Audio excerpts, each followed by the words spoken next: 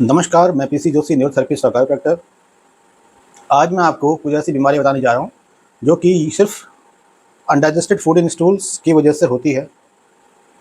इसमें कुछ कॉमन बीमारियाँ जो डायग्नोस की गई हैं न्यूरोथेरेपी के द्वारा, वो है fits, cancer, rheumatoid arthritis, AIDS, sclerosis, Parkinson और आपका हाइपर या हाइपो, यानी कि दो अलग अलग चीज़ें होती हैं, जिसमें कि एक हाइपर होती है और दूसरी हाइपो होती है।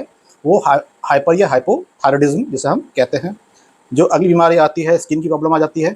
और जो नेक्स्ट बीमारी होती है लम्प्स या गांठें, एक्स और लम्प्स, यानी कि दोनों चीज़ें, यानी कि दर्द के साथ गांठों का होना, ये भी सब आपका यूडीएफ की होने की वजह से होता है।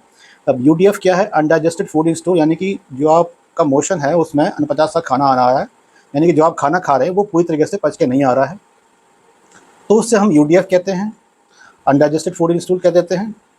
तो जो ये बीमारी बताई है मैंने, फिट्स वगैरह, ये सारी चीज़ें, ये सब उसी की वजह से आती हैं, जो कि बहुत कॉमन चीज़ें हैं, जो कि अक्सर जिनमें यूडीएफ की समस्या आती है उनमें इनमें से कोई ना कोई बीमारी मिलेगी।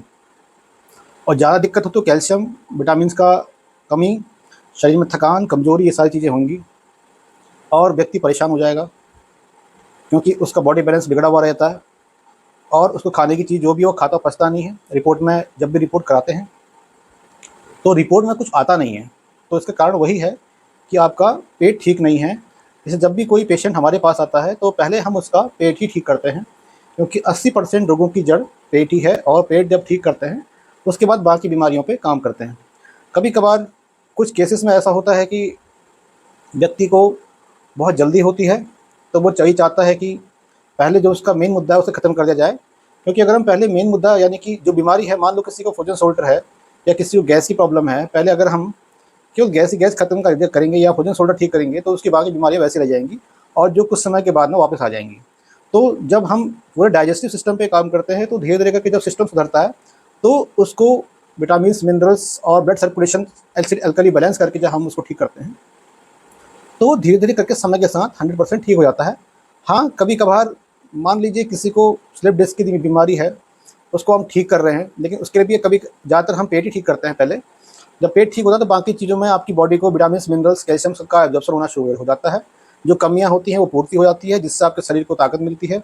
बाद में हम जो भी कंप्रेशन जहाँ पे है उसे ठीक कर लेते हैं, सर्कुलेशन बढ़ा देते हैं, जिससे वो आदमी कुछ समय के बाद नॉर्मल हो जाता है।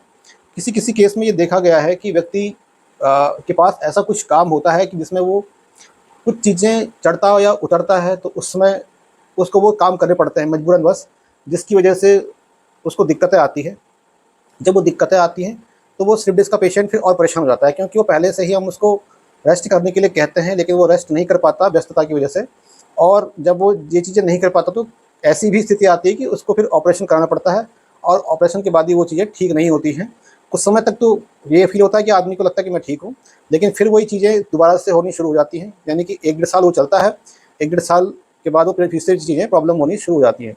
तो अक्सर ऐसा देखा गया है।